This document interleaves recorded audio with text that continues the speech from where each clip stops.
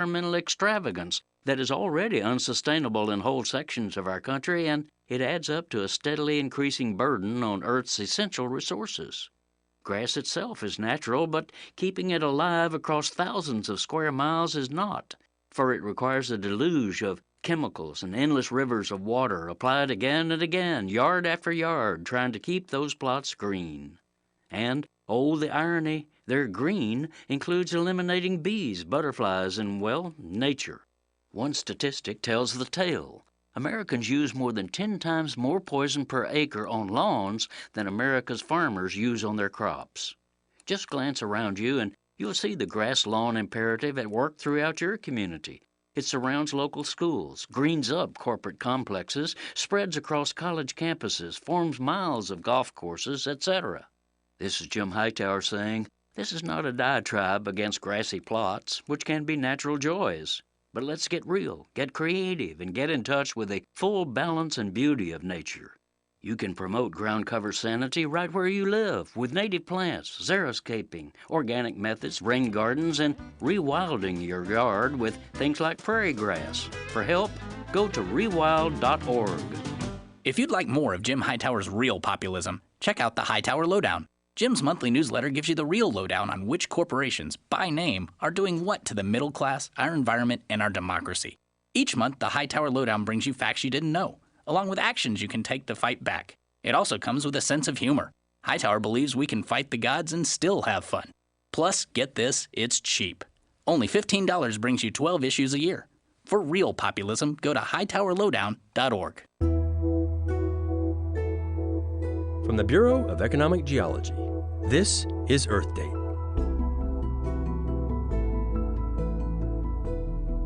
If you look at the Earth from space, you'll see a mysterious white spot on the west side of South America, in Bolivia. It's so big that it looks like a flaw in the satellite photo, but it's actually the world's largest deposit of lithium, which has eroded from the Andes Mountains to form an enormous salt flat. Lithium is a very special element. It's the lightest metal, with an atomic number of 3. Only hydrogen and helium are lighter, and they're gases. It's also highly reactive, because its third electron, circling alone in an outer orbit, is eager to bond with other elements. These two qualities, lightweight and reactivity, make it perfect for rechargeable batteries. In fact, the lithium-ion battery has changed the world. It has allowed portable computers and mobile phones to become increasingly lighter and smaller, fundamentally altering the way we work, communicate, and access information. Continued advances in lithium batteries are expected to make electric cars cheaper and lighter, with the ability to drive longer on a single charge. They may also lead to widespread power grid batteries. These could provide better, more portable storage of electricity to stabilize the output of renewable energies when the wind's not blowing or the sun's not shining. This has made lithium a highly valuable commodity, and it could turn the Bolivian salt flat, once a remote tourist destination, into a powerful economic resource for the world. I'm Scott Tinker, and this is Earth Date.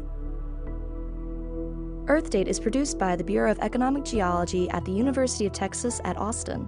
Earth Date is researched by Julie Hennings, written by Harry Lynch, and distributed by Mark Blunt and Casey Walker. For more stories, follow us on Facebook or visit earthdate.org. How you doing? This is Gary Garver.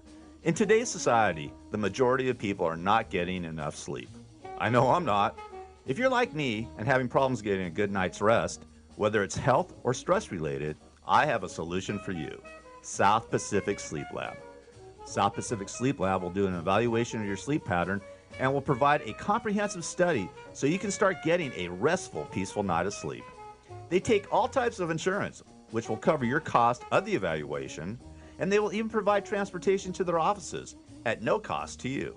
For more information, contact Tony at 310-999-1887. That's 310-999-1887. Tony even stays awake all night, 24 hours a day, 7 days a week, so you can sleep better and rest easy. South Pacific Sleep Lab. Start feeling better and getting a great night of sleep today. You're on board KCAA's Inland Talk Express. KCAA, Loma Linda, 1050 AM, the station that leaves no listener behind.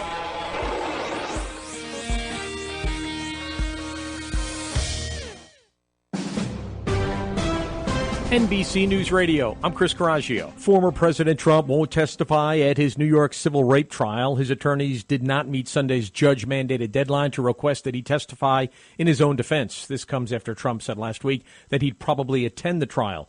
Writer E. Jean Carroll is suing Trump, claiming he raped her in a Manhattan store dressing room in the 1990s. Trump's attorney suggests the 79-year-old came forward after over 20 years in order to sell more copies of her 2019 memoir. Both sides are expected to give closing arguments Monday.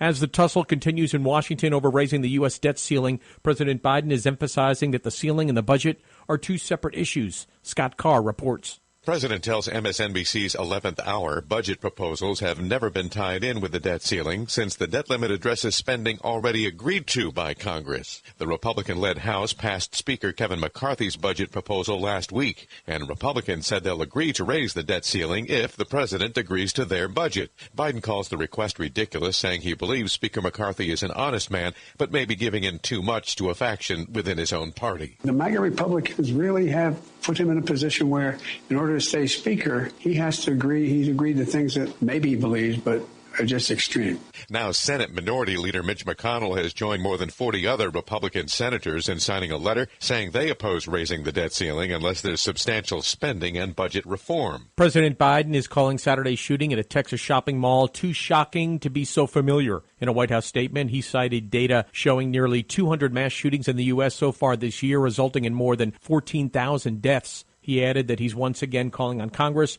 to send him a bill banning assault weapons and high-capacity magazines, as well as enacting universal background checks and ending immunity for gun manufacturers. The president also took a swipe at Republicans, saying tweeted thoughts and prayers are not enough. I'm Chris Coraggio, NBC News Radio. Located in the heart of San Bernardino, California, the Teamsters Local 1932 Training Center is designed to train workers for high-demand, good-paying jobs in various industries throughout the Inland Empire. If you want a pathway to a high-paying job and the respect that comes with a union contract, visit 1932trainingcenter.org to enroll today. That's 1932trainingcenter.org. One of the best ways to build a healthier local economy is by shopping locally. Teamster Advantage is a shop local program started by Teamster Local 1932 that has brought together hundreds of locally owned businesses to provide discounts for residents who make shopping locally their priority. Everything from restaurants like Corky's to fun times at SB Raceway and much, much more. If you're not currently a Teamster and you want access to these local business discounts, contact Jennifer at 909-889-8377, extension 224. Give her a call. That number again is 909-889-8377, extension 224.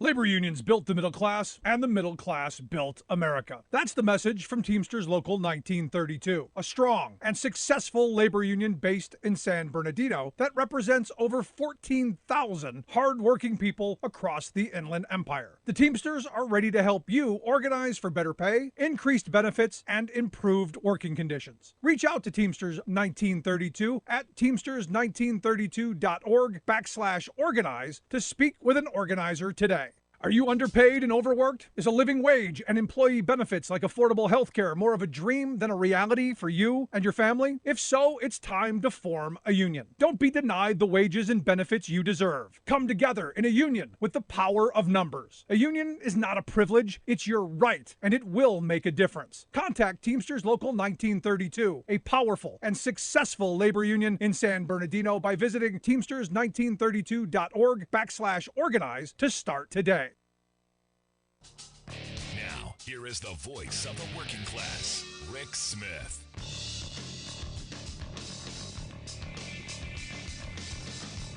And welcome, brothers, sisters, working class heroes. This is the Rick Smith Show. Thanks so much for being here. Today on the big program, lots to get to, lots to talk about. Job numbers out. Another good job numbers. No matter what the Fed is trying to do, no matter what Republicans are working on doing, Job numbers still really good. 253,000 new jobs created in the month of April, beating expectations. Once again, 11,000 of those manufacturing jobs, bringing back those. It's one of these things where you go, I know the doomsdayers and the anti-Biden folks. They're all, it's bad, it's bad. This is another month of beating expectations. 12.7 million jobs created during Biden's term thus far. Unemployment down to 3.4%, lowest since the late 60s. Black unemployment, historic low at 4.7. Hispanic unemployment, historic low, 4.4%. Now imagine, and I was thinking about this today, imagine had this been what Trump was able to accomplish. Can you imagine the right-wing spin machine and just effusive with praise on how Donald Trump did this all by himself, did it all alone.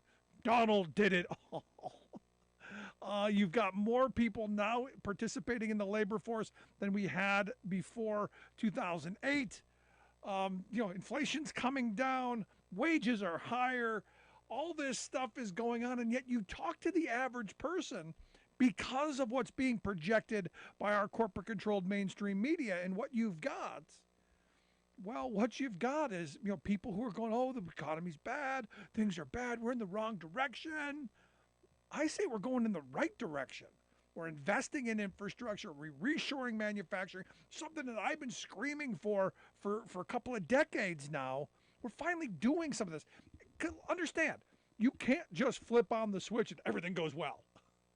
Biden, like Obama, like Clinton before, like Carter even, inherited a mess, inherited an economy in crisis.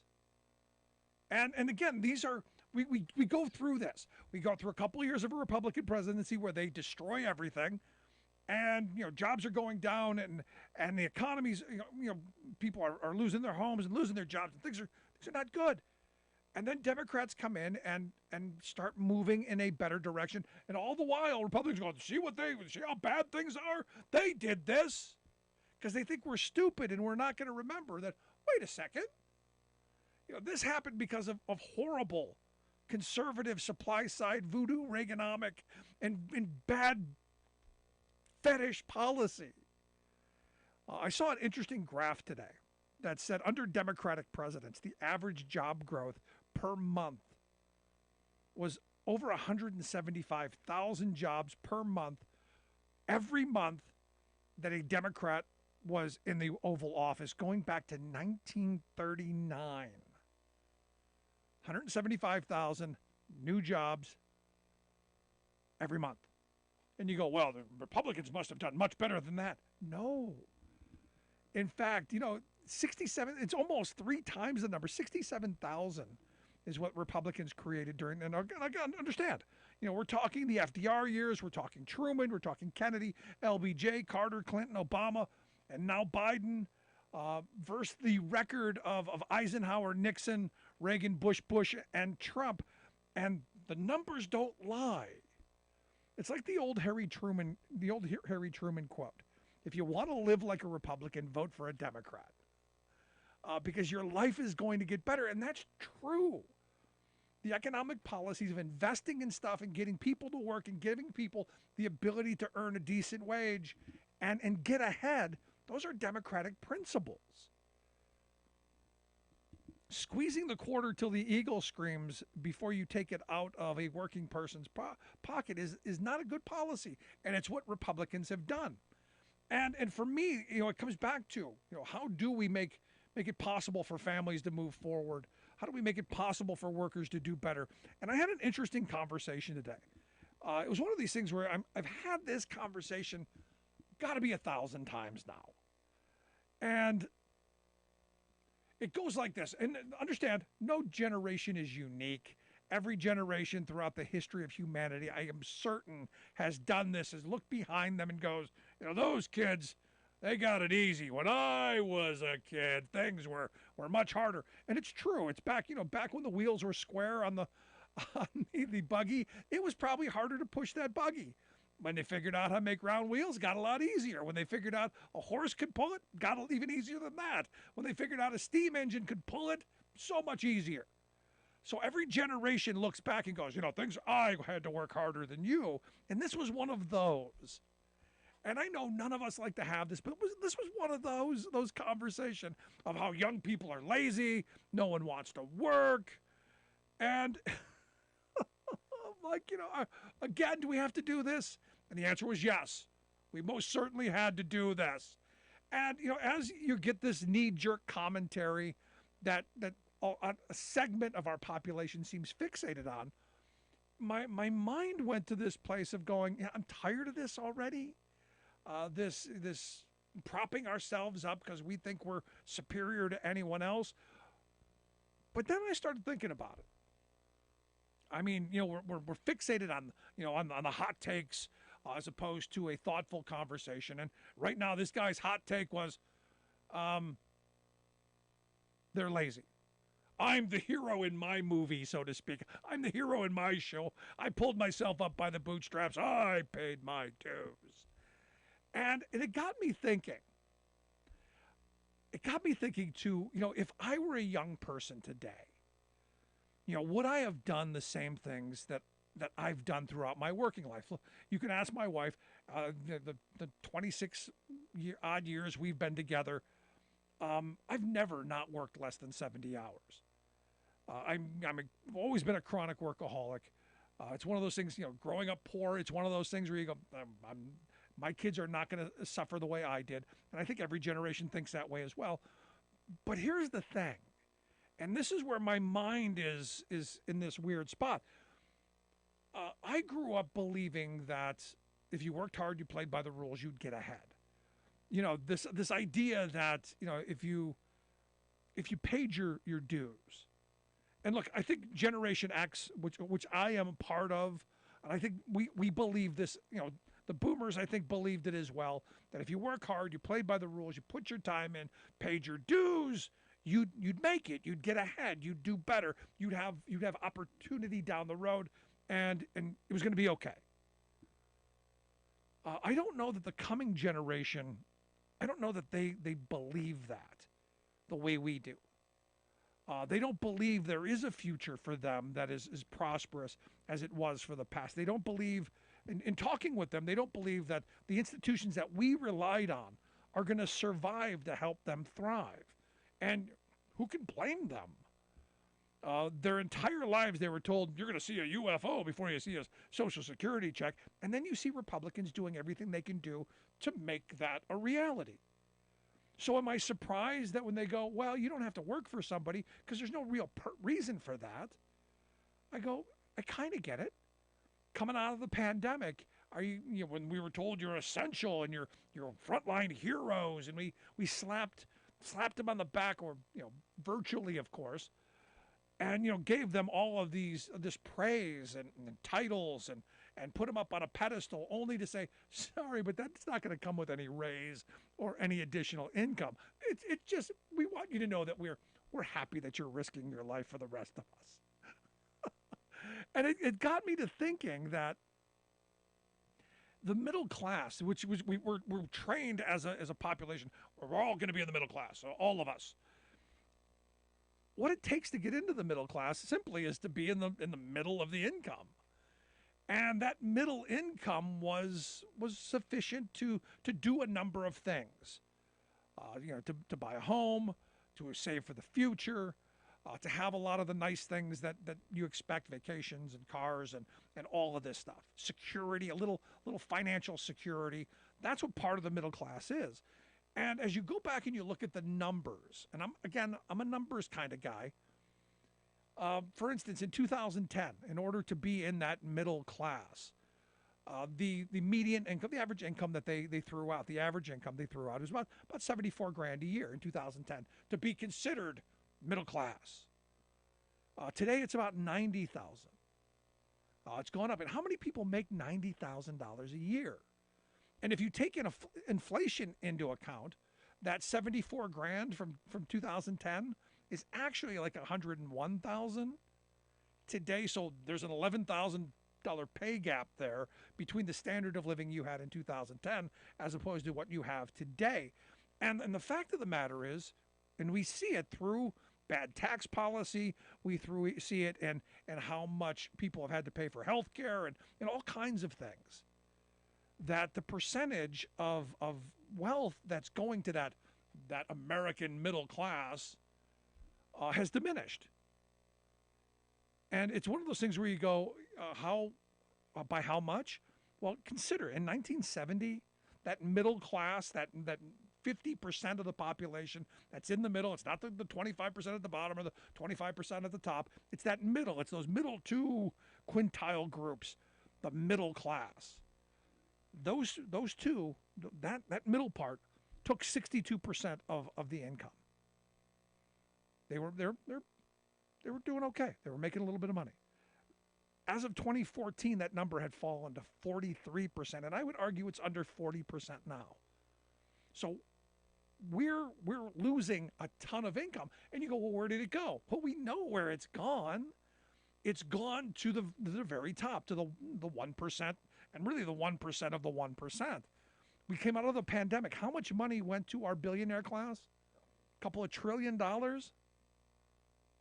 How many people at the bottom of the economy got worse off? I mean, this is the part that gets me, and I go back to, I understand why people don't want to work hard like my generation had to, because the reward's not there. You look at what people look down on. I get this all the time. You go to dinner parties, so what do you do for a living? I'm a truck driver. Oh.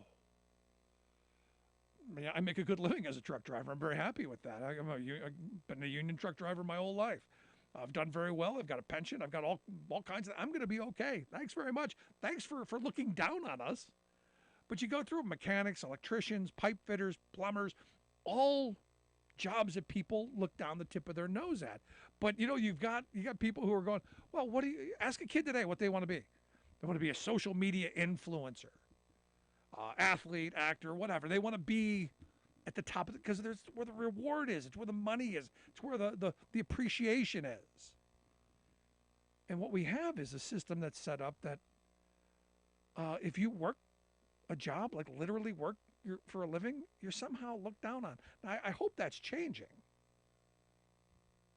But it still doesn't mean that we're going to distribute wealth the way we used to.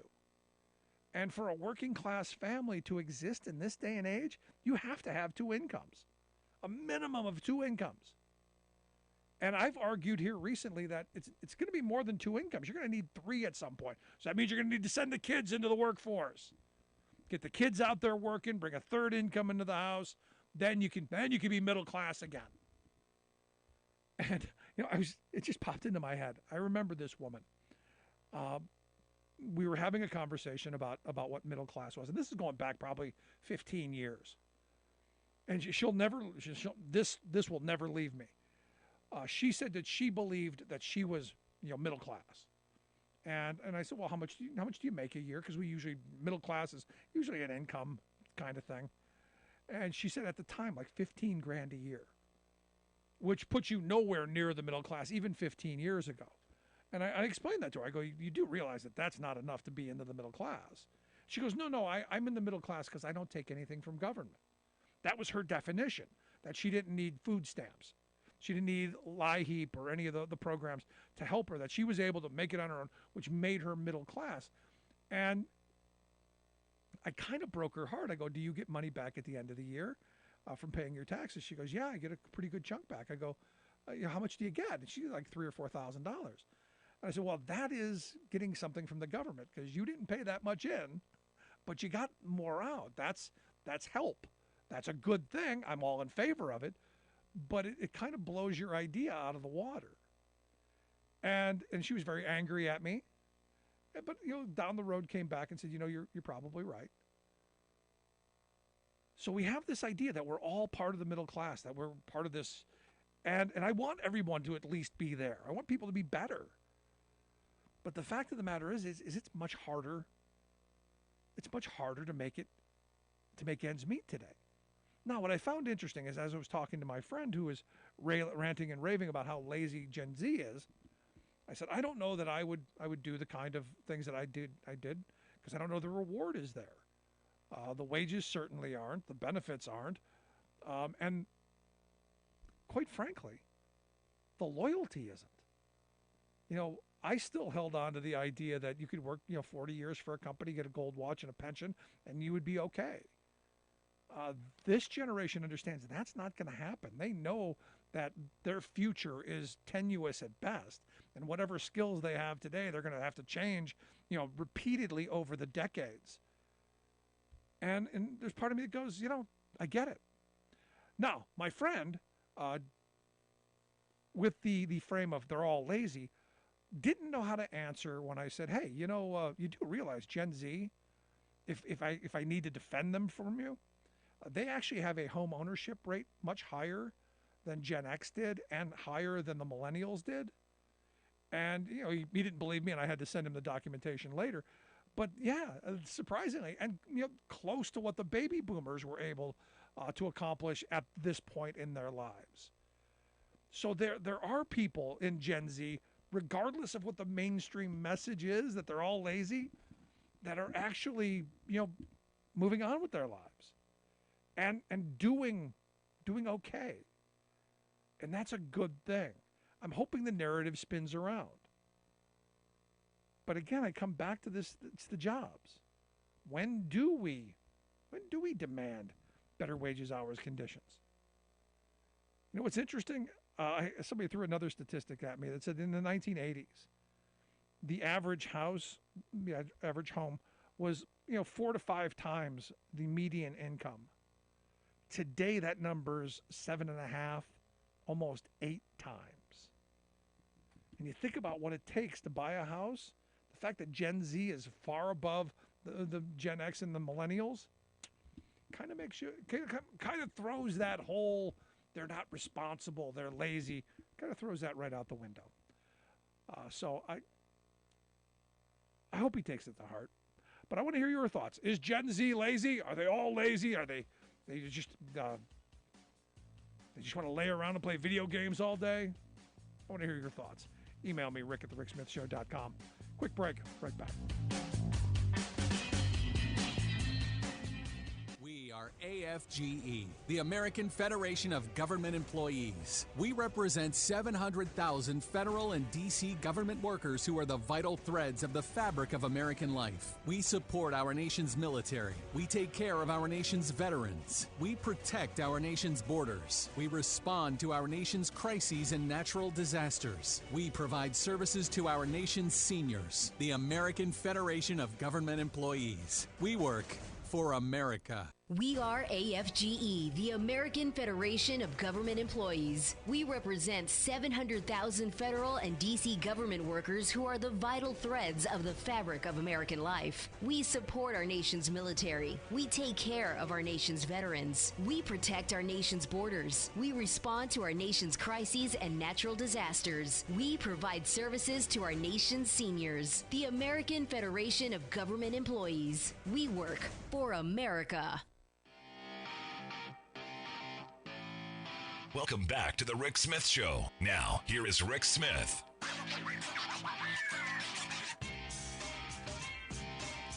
So Georgia Governor Brian Kemp has signed a piece of legislation that would create this new commission.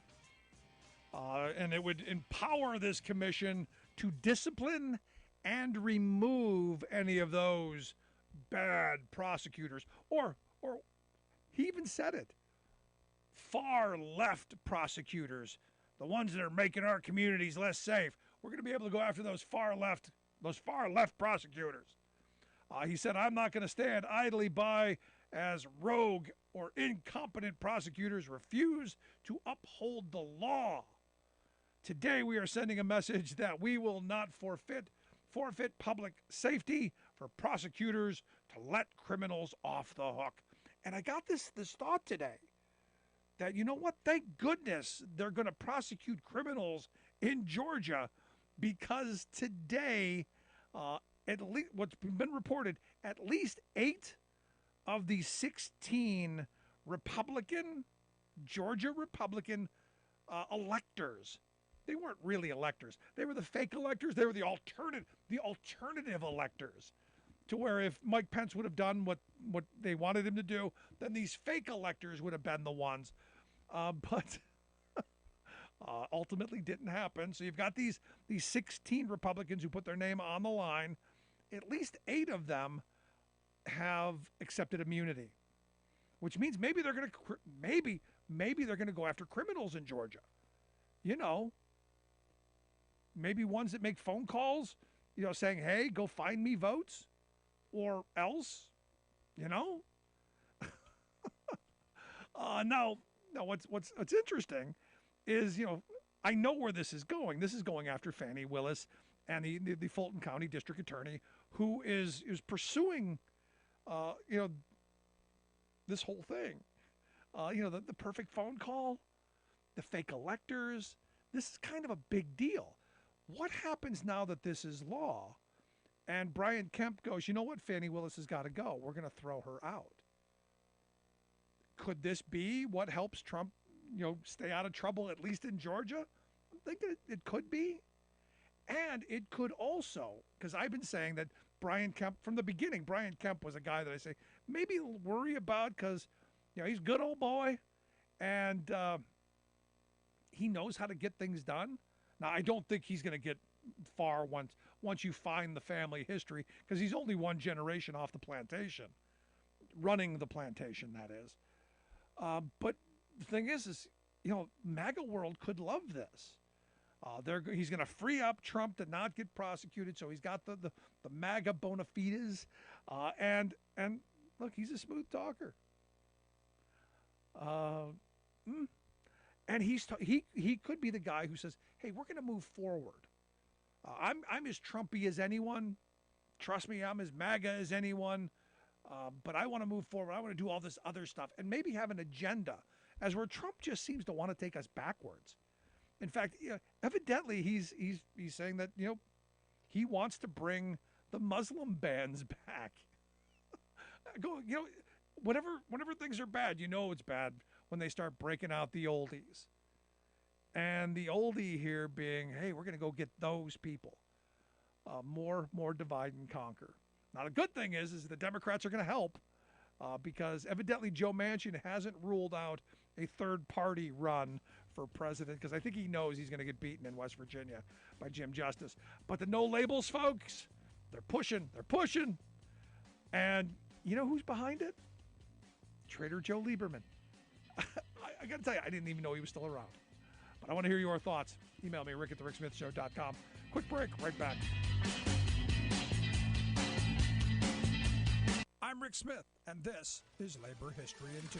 On this day in labor history, the year was 1886. That was the day Wisconsin State Militia shot down workers striking for the 8-hour day in Milwaukee, Wisconsin, killing 7. It's known as the Bayview Massacre. As cities across America erupted into strikes for the 8-hour day, municipal workers in Milwaukee had already won shorter working hours. Many private employers had followed suit. The Central Labor Union and the Knights of Labor mobilized thousands in the campaign to bring the rest of the city's employers into line. Building tradesmen joined Polish, German, and Native American laborers in strikes and marches across the city for nearly a week. They marched to area factories, calling out to workers to join the strike. By May 3rd, every factory in town was shut down except for the Milwaukee Iron Company rolling mill in Bayview. Workers marched to the mills and demanded workers join them. At this point, Governor Rusk called out the militia. They formed a line just inside the gate to prevent strikers from reaching mill workers. As the events of Haymarket unfolded in Chicago that evening, area businessmen became increasingly fearful of upheaval brewing in the city. Governor Rusk gave the shoot-to-kill order should any striker attempt to enter the mills.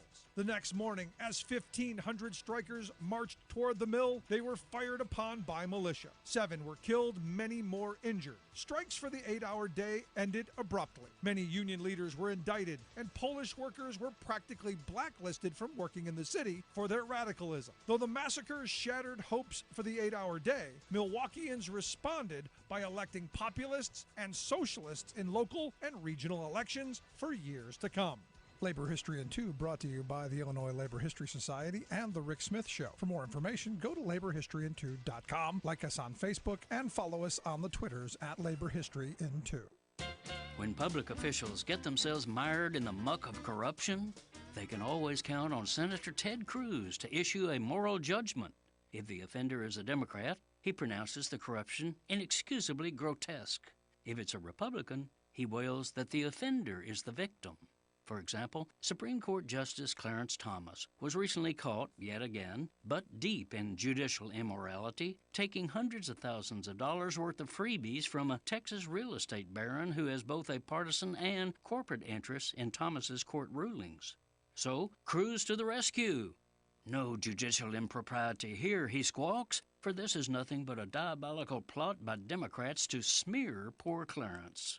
But Thomas is busy smearing himself, so Dems can just take the advice of Woodrow Wilson. Never attempt to murder a man who's committing suicide. From the start of his court tenure, Thomas has been a shameless seeker of personal gain, tucking untold sums from untold sources in the inner pockets of his judicial robes. He learned to hide his corruption in 2004 when he actually reported taking pricey gifts from a special interest, which got him widely condemned. So he reformed. No, he didn't quit taking gimmies, he just quit disclosing them. Thomas is a supreme grifter, but sadly he's not alone. Many recent justices have fallen from the pedestal of judicial integrity, cozying up to the moneyed interests. Gifts aside, we now have a hyper-partisan right-wing Republican majority taking their judicial opinions from those same interests, turning America's unelected third branch of government into an autocratic, plutocratic political agency. Then they wonder why their public approval rating and legitimacy are in the ditch. This is Jim Hightower saying, since they won't reform themselves, we must do it for them. To help, go to fixthecourt.com. The Hightower Radio Lowdown is made possible by you subscribers to Jim Hightower's Lowdown on Substack. Find us at jimhightower.substack.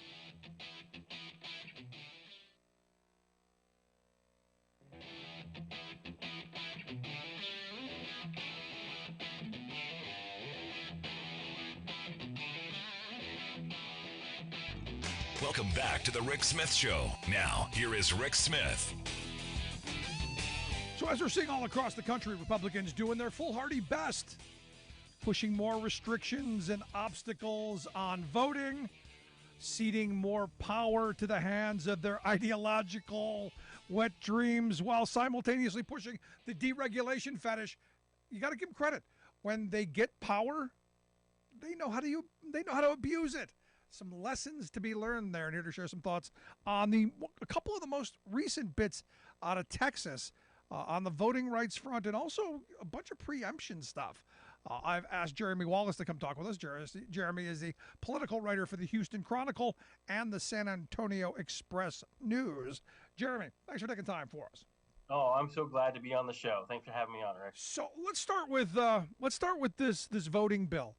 Most of them have been in the way of, we've seen the caging of the past. We've seen people being thrown off the voting rolls because they're supposedly going to be felons at some point.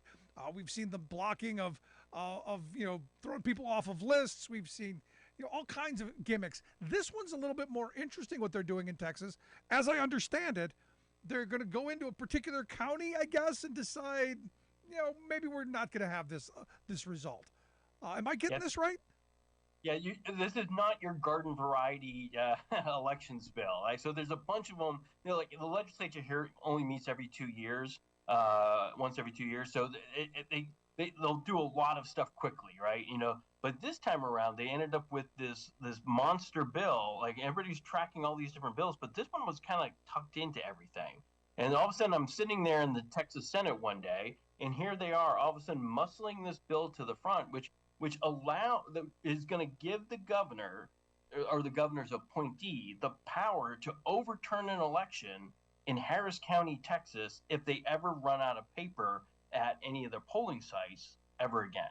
They had some problems in this last election cycle, but their solution for the Republicans, at least, their solution is, okay, we'll allow the governor, in precedent-setting nature, to be able to essentially overturn the results and call a new result or a new election.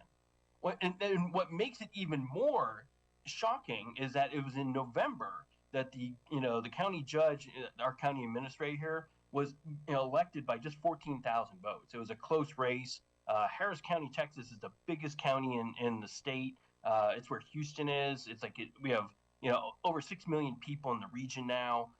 And so you can see all this going on here. And this is the county the Republicans have picked on, the one where the Democrats have now broken through and are starting to win, regularly in that county. It went from being a solidly red county to being ridiculously strongly blue.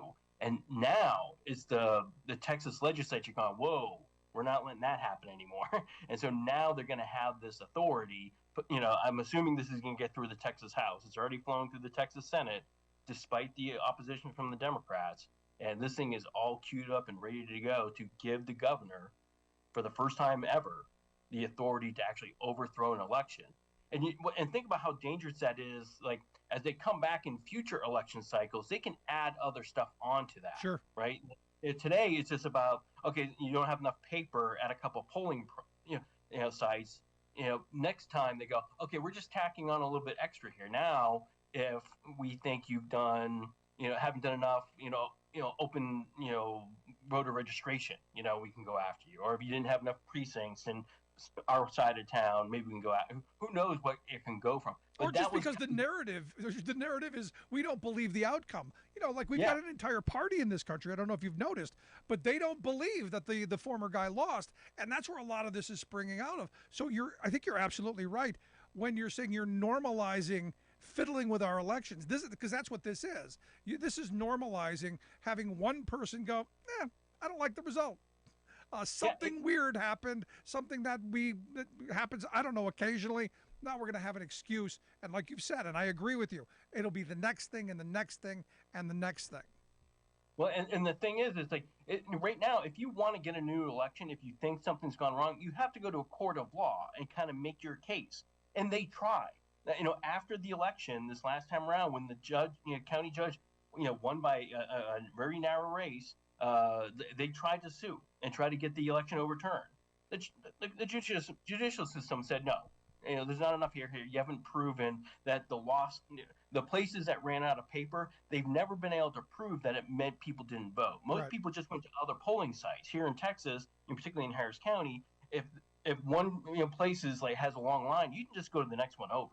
You're not stuck at one precinct. So people just went over to the next one, just down the road, and went ahead and voted. We found no evidence that people didn't vote that day because a couple of precincts, ran out of paper. But here's the thing, Jeremy. Here's my problem with this, because if I'm getting this right, Harris County is a Democratic county. Right. You didn't have enough ballots. So even if you take it to the logical conclusion that people didn't vote, and now you're saying they voted, everyone got their opportunity. Even if you're saying that everyone didn't get to vote, why would they be defending and wanting, opposition votes and using that as the reason and the justification? It seemed to me that you'd be okay with Democrats not voting, considering the resources that aren't already divided equally. It just seems curious that this is the direction they're going. Yeah, and a really big piece to this, there's so many pieces to the whole debate, right? It's like it had me kind of on the edge of my seat. Look, I've been doing this for a long time, and I'm not often like, whoa, what did they just say? I kind of get closer to the seat because here's the thing. It's like, so like I said, in a court of law, you're going to have, to prove what's happening. But the language of this legislation doesn't have much to kind of go on. It's like it's really kind of loosey goosey. There just has to be like an assessment, not a legal like evidence brought to the Secretary of State. They can just really bring in just some partisan polling. It can be partisan polling judges in 14 precincts that say, you know what, I thought we didn't have enough paper, and boom, we have triggered this legislation that now, if Harris County decides an election, and I'm here to tell you, Texas gets closer and closer with every election cycle. It's because of the changing demographics, but it's because of Harris County. Harris County has swung so big, so quickly, that is now threatening statewide elected Republicans. Greg Abbott won Harris County in 2014, but he's lost it badly these last 2 times. Same thing with Ted Cruz. He's from Harris County, and he won it the first time he ran, but he got smoked there on his reelection. So, and I'll tell you, I'm going to predict right now. I hate going into too many predictions, but Ted Cruz is going to lose Harris County just as badly as he did in 2018 to Beto O'Rourke. I hope it's worse. I hope it's worse. And that is dangerous for the state Republican Party, because now that has switched over, they don't have enough votes to kind of counter, that kind of a move like they used to. They're losing population in places in the Texas Panhandle and in East Texas that would often, they could have overcome whatever happened in Harris County. But now the numbers are getting so bad in Harris County, like even when there's an underperformance, like it's bad news. Think about Joe Biden won Harris County by more than any presidential candidate since LBJ. It's like, and I'm here to tell you, Joe Biden's no LBJ for Texans, and yet he is on the same plane as LBJ, the first Democrat to win by that kind of margin in that county since LBJ. It shocks me. Nice. I see what you did there. You got that Lloyd Benson in there. Nice for you. There you go. But here's the thing. Let's say I defend this because everyone should get the vote and all this. What's the big deal? We're just going to have another election. What's the big deal? Because this has got to be the justification. We're going to have another election, and it's going to be fine because why? Yeah, State Senator Mays Middleton, who's been carrying this bill for the Republican, he's from Galveston County, which is just south of Harris County. He has a few precincts in there. He said, look, there's not going to be another election if you just have enough dang paper. It's like, which is true. It's like if he sees the legislation as a way to like put such fear that, if you run out of, paper, you're going to have a state or a county-wide election again. Now, again, Harris County is huge. This is like asking like both Dakotas to rerun their presidential election potentially, and still much more left over.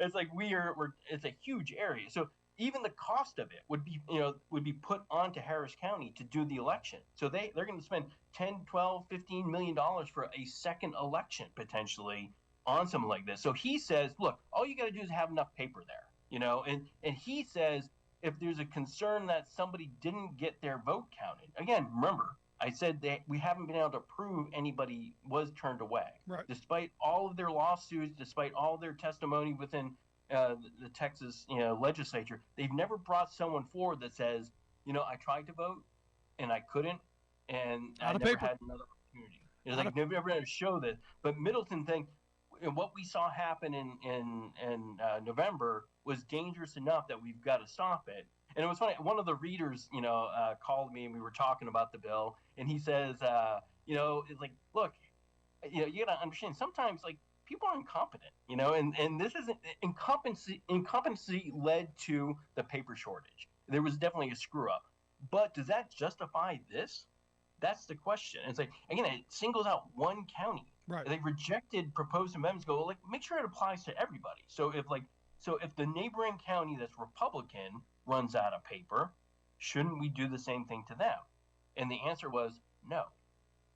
Why? Because it hadn't happened there.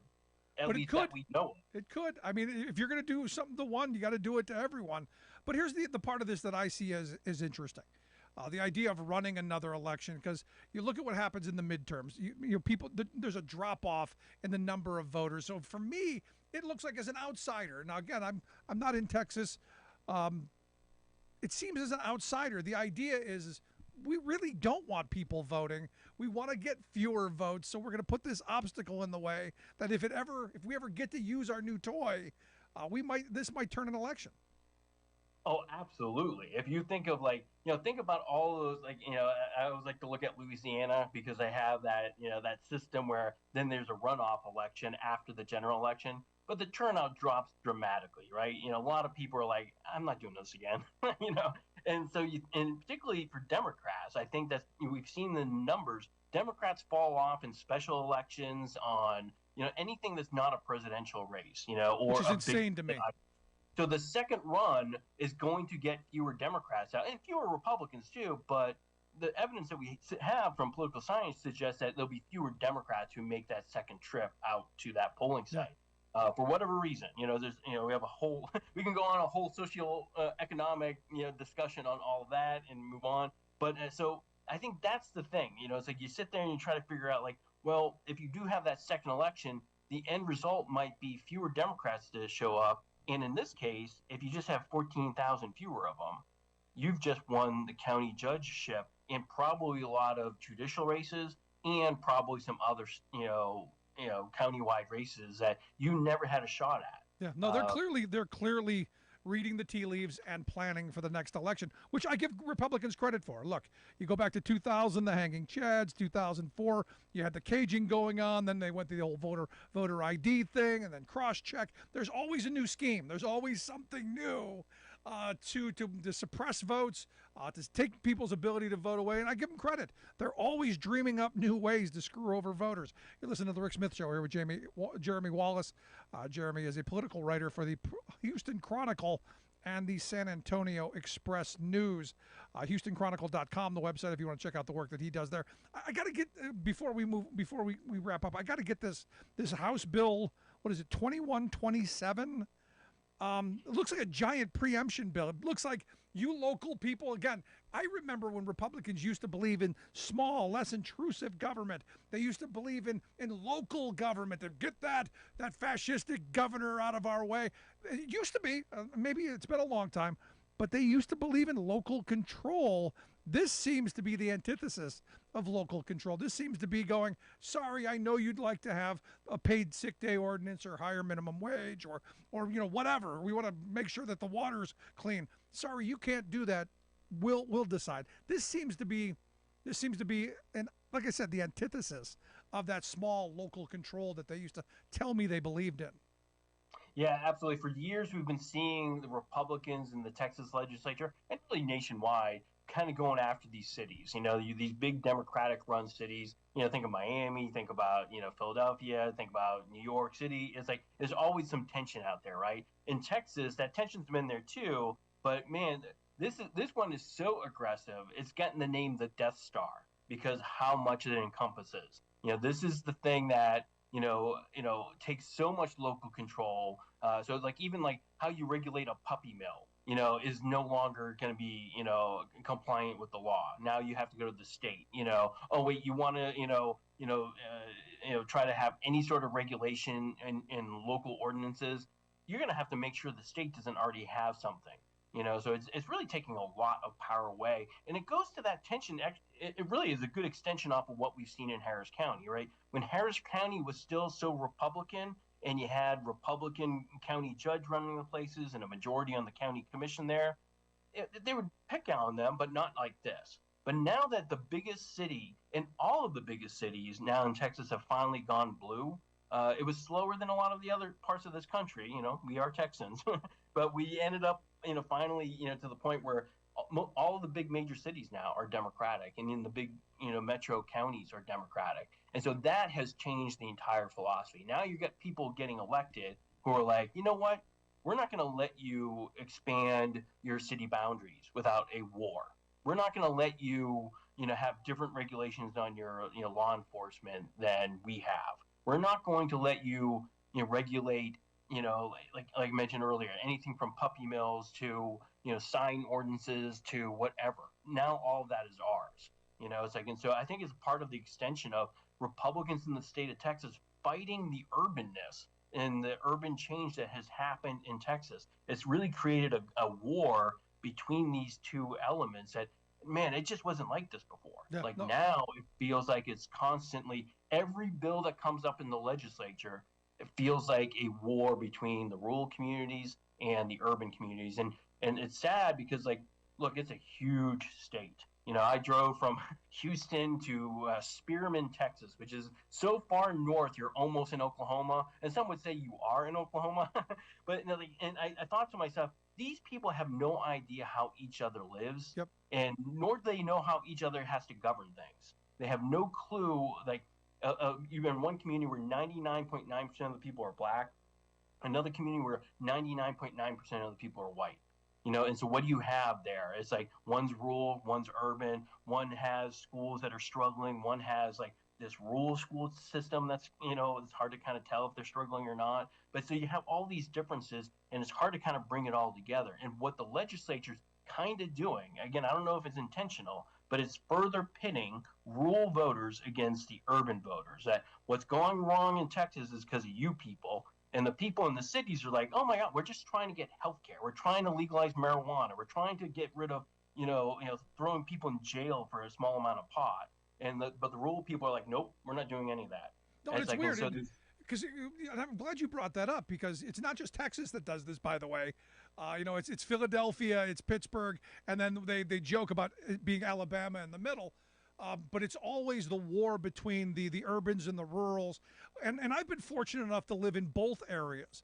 And when you talk to people about specific issues individually, I think most people get that it's a construct, because most people want the same thing: good schools, safe neighborhoods, decent infrastructure, broadband access, those kind of things.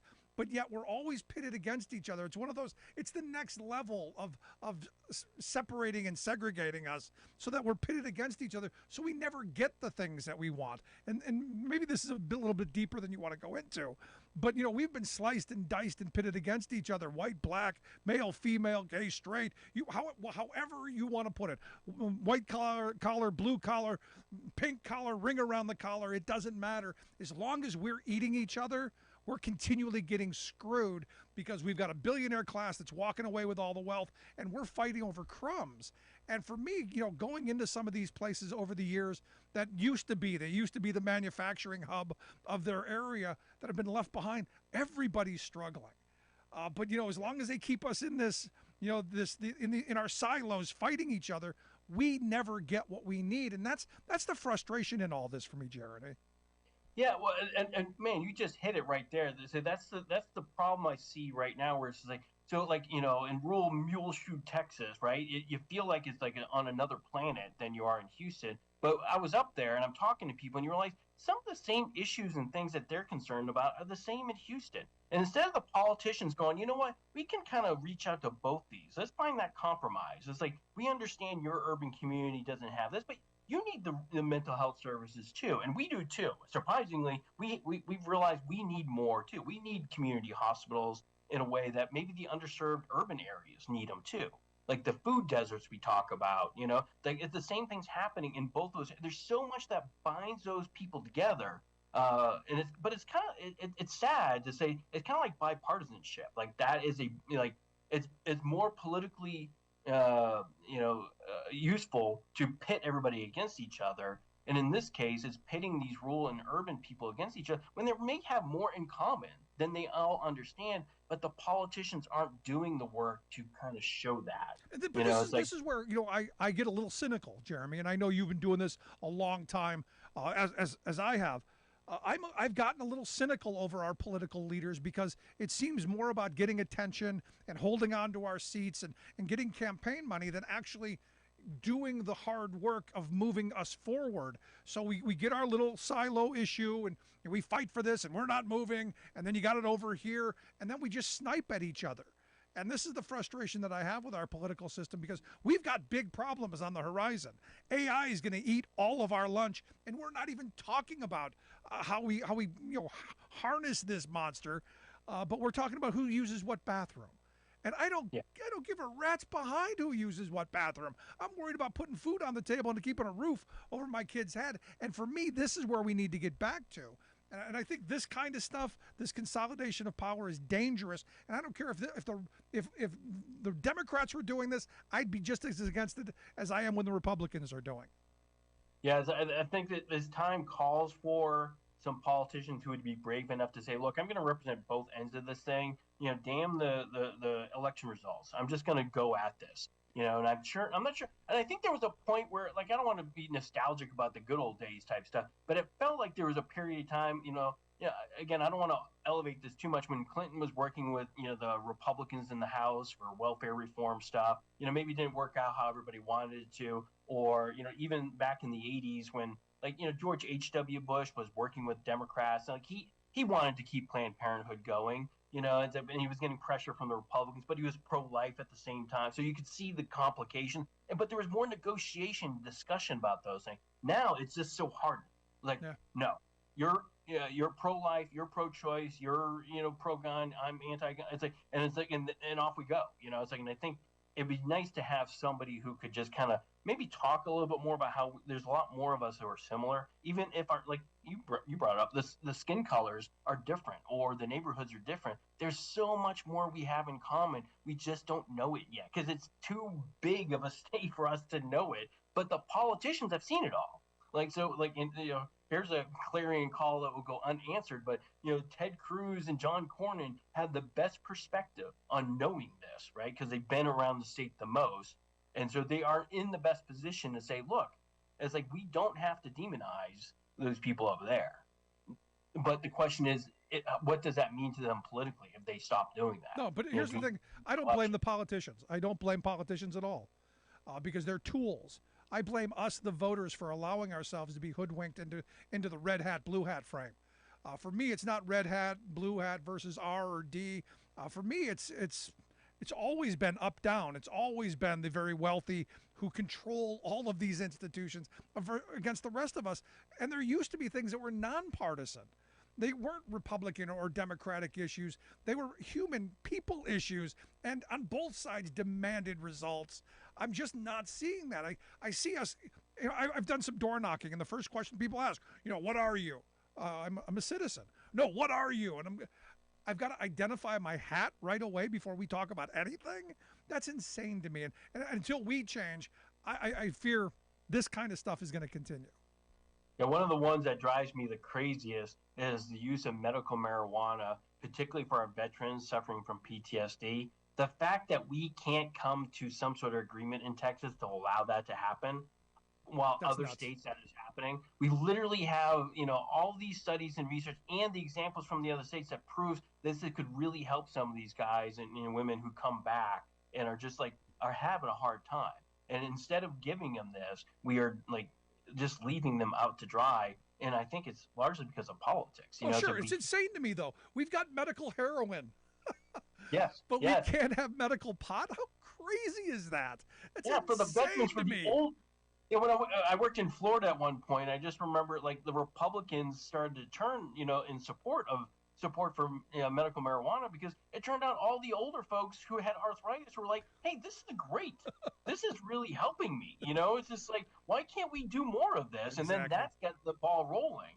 We just haven't had that happen in Texas at this point, where it's just come on, there are things we can do that just helps everybody. It's kind of what you said, when you get down to the base level, how do we just make sure everybody's going to be healthy enough to go to school and not get shot? I'm right there with you. Can we do that? It's I think we all want that, right? Nobody wants anybody to be hurt or suffering or not get an education. I think we all want that. Absolutely.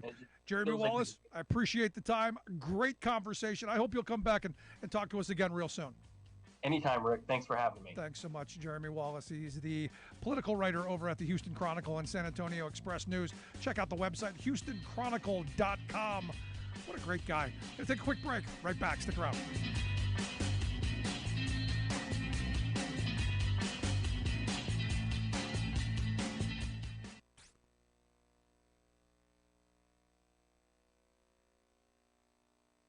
For my gas stoves. All of those stories and more straight ahead from BradBlog.com. I'm Brad Friedman. And I'm Desi Doyen. Stand by for 6 minutes of independent green news, politics, analysis, and Snarky comment. You can have my gas stove when you pry it from my cold, dead hand. See? Fox News was right again. This is your Green News Report. Okay, Desi Doyen, I think you have some apologies to make here. How so? Well, with the news out of New York, it's clear that Fox was right. They're all coming to ban our stoves. Yes, how dare you make me spend less on energy? It's horrible. What other troubling news do you have for us today, Des? Well, first, in Europe, officials are warning of a hot and dry summer ahead after an unusually dry and warm winter with snowpack in the Alps only. You're on board KCAA's Inland Talk Express. KCAA, Loma Linda, 1050 a.m., the station that leaves no listener behind.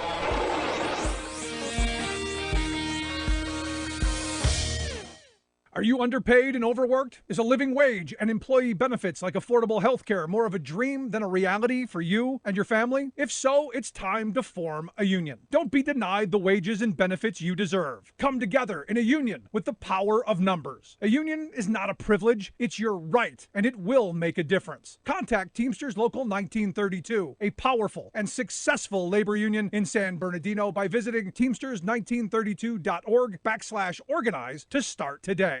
It's a luau!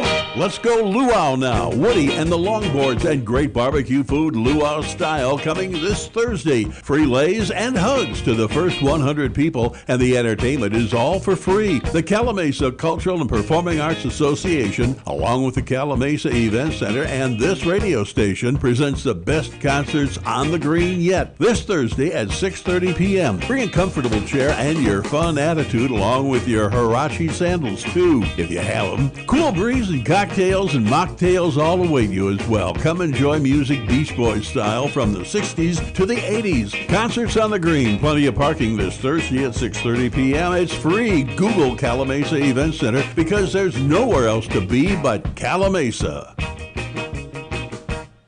This segment is sponsored by PressPrint, Southern California's best full-service union printer and mail house. They offer the lowest prices around with unmatched service and reliability, and free delivery throughout SoCal. PressPrint can print anything from letterhead, business cards, and campaign literature to mailers of any size, lawn signs, banners, door hangers, or just about anything you might want. PressPrint promises to save money for you, your business, or your campaign. If you'd like to learn more, contact Mike Kroonbrand at PressPrint 714-399-8708. Get the union bug.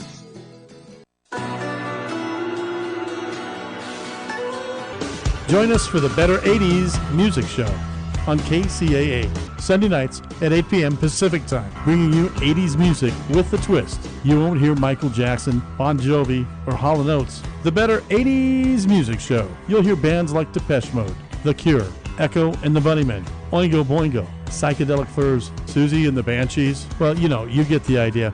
We play the better 80s music. There's no show like it on the radio, Sunday nights at 8 p.m. Pacific Time on KCAA, or listen to it at your convenience at KCAAradio.com. That's KCAAradio.com for the Better 80s Music Show.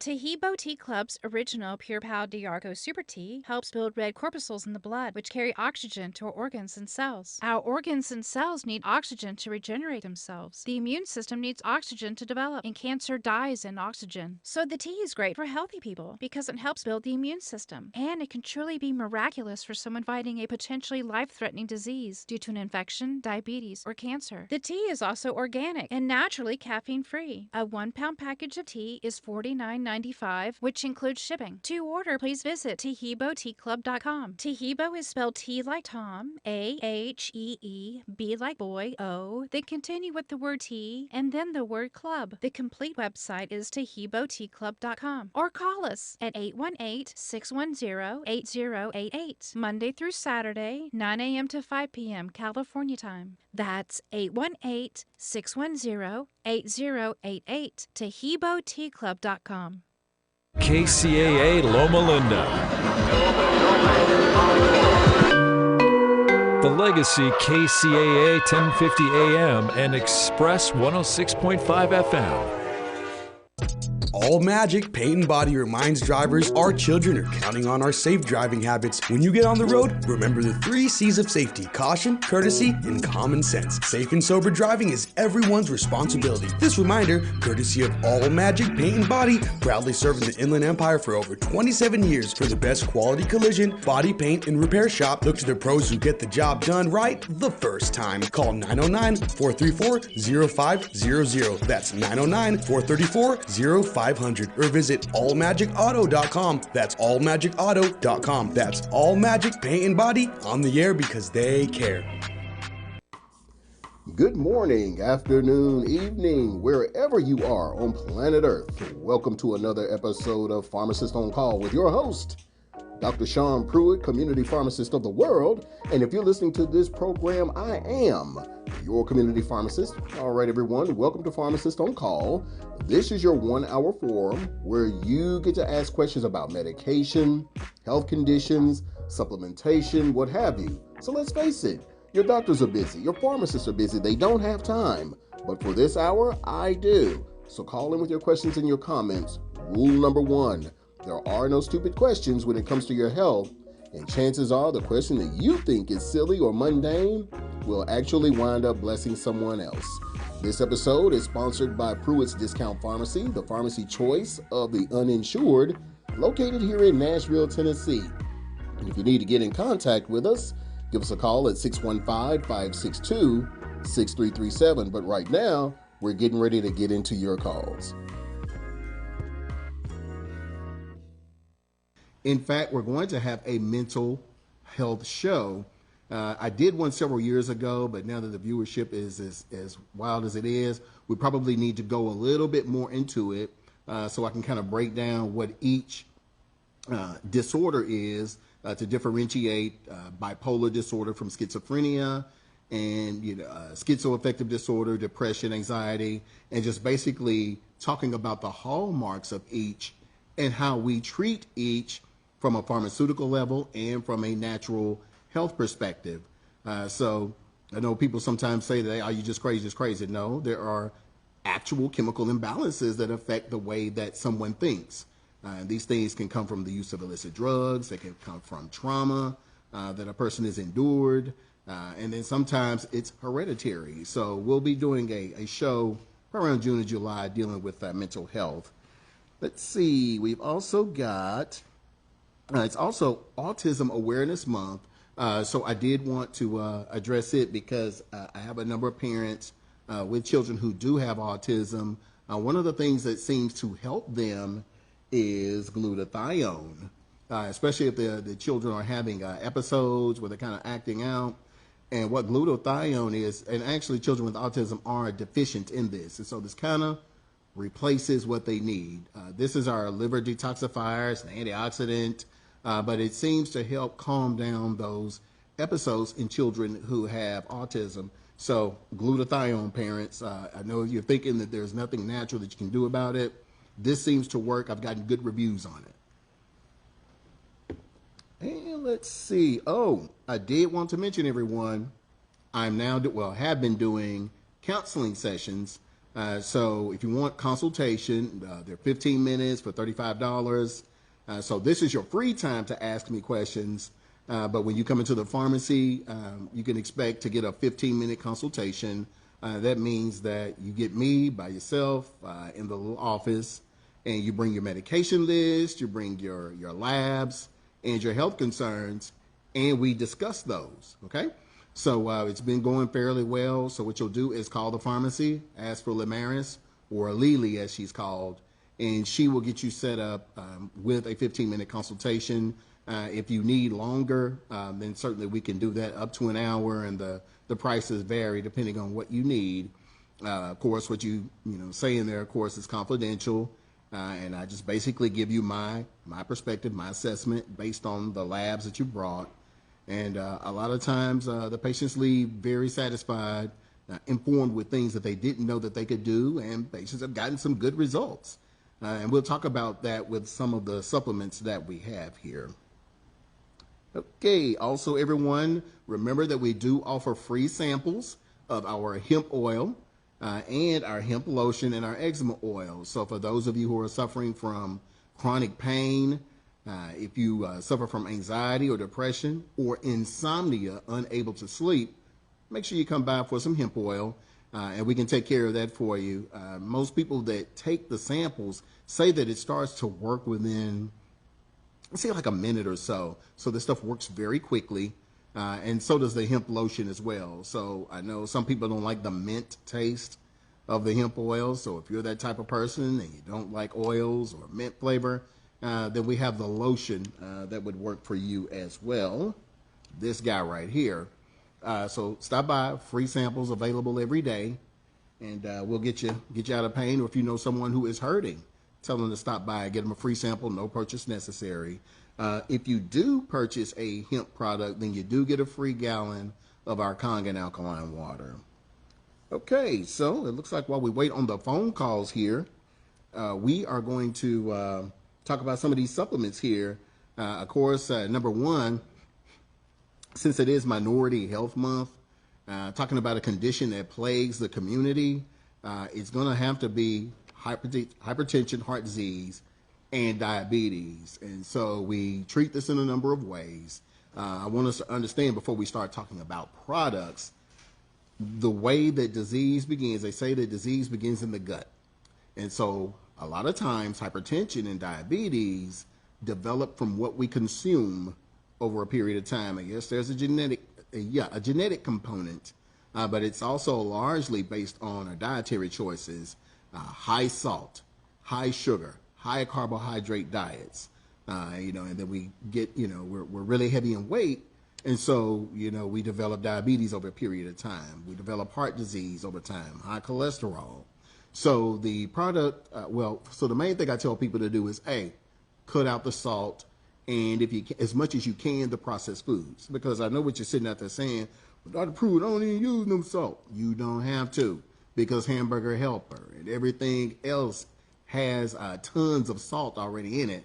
And if you just look at the ingredients, see the 1,000 milligrams of sodium, that's a lot of salt, guys. So make sure you're watching your sodium intake, and because it's very important. All right, seasoned salt. I know y'all love Lowry's, I do too. But seasoned salt is another big component. Instead, you should probably season it with just, your straight herbs and spices, and that'll make your food taste better without, really giving yourself any heart issues.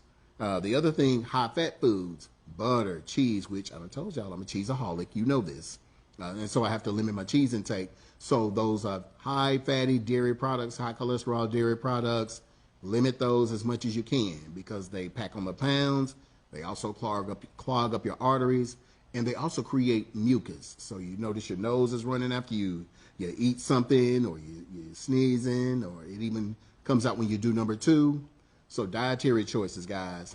Now, leading up into diabetes. Diabetes. Watch the carbohydrates. So those of you who are diabetic and you're taking your medicine like you're supposed to, yet your sugars are still spiking, this is the issue. You're eating too many carbohydrates late at night. And what those carbohydrates do is they turn into sugar, okay? And so limit those at nighttime, diabetics, maybe a salad or a very light meal that does not consist of pasta, rice, bread, or anything like that, because all your body's gonna do is convert that to sugar, and you're gonna spike in the morning, okay? Eat that stuff earlier in the day, all right? And it'll keep your sugar down. But what do you do, Dr. Pruitt? What we do is this guy right here. Organic beetroot juice. And what this does, it treats hypertension, diabetes, and for those of you who have high cholesterol. Well, Dr. Pruitt, what does it do in terms of diabetes and hypertension? For hypertension, this is loaded with organic nitrates. And what organic nitrates do is, in hypertension, your blood vessels are really small. And so your heart has to contract very hard in order to get that blood through that very narrow vessel, okay? All right, well, you know what, guys? It looks like we're up on our first break. You all stay right there. We'll be right back. If you suffer from high blood pressure, diabetes, high cholesterol, and liver disease, organic beetroot juice can help you improve all of these medical conditions. This product is safe to take even if you're currently taking blood pressure and diabetes medication. This is our number one selling product and has been for years.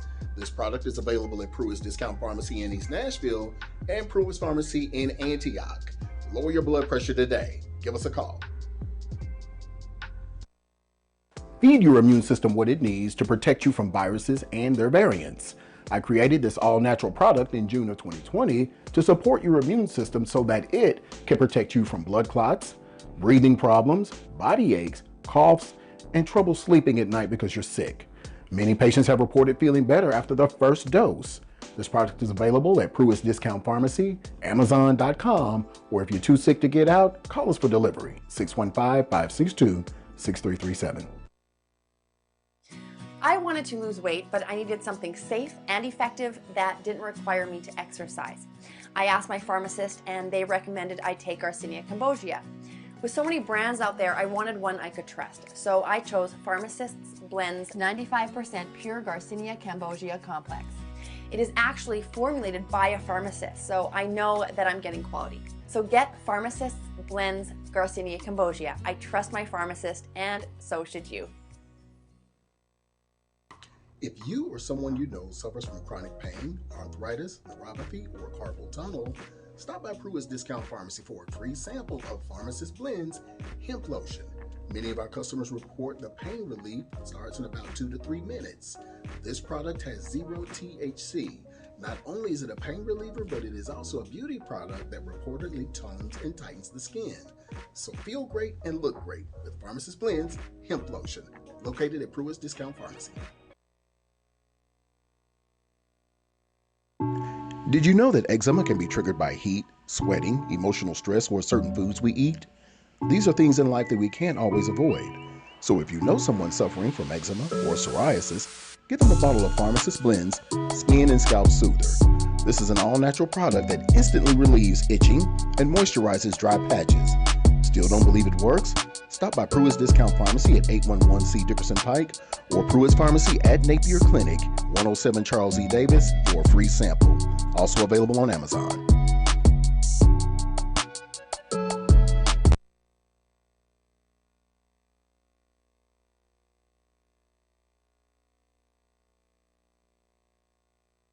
Protect yourself and your family with Dr. Pruitt's Potion. Dr. Pruitt's Potion feeds your immune system what it needs to keep you well. Available at Pruitt's Discount Pharmacy on Amazon.com. If you're too sick to get out, call us for delivery at 615-562-6337.